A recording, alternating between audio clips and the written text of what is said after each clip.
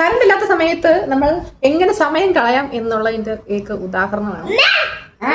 ഞാനിപ്പോ ഒരു പാട്ട് പാടുമ്പോ ഇവിടെ ഒരാളുടെ എക്സ്പ്രഷൻ വിത്ത് ചിരി നോക്കിയാണ് ഗൈസ്. അതെന്താ പാട്ടാടാ നോക്കിയാണ് ഗൈസ്. हम तेरे बिना मेरे नहीं सकते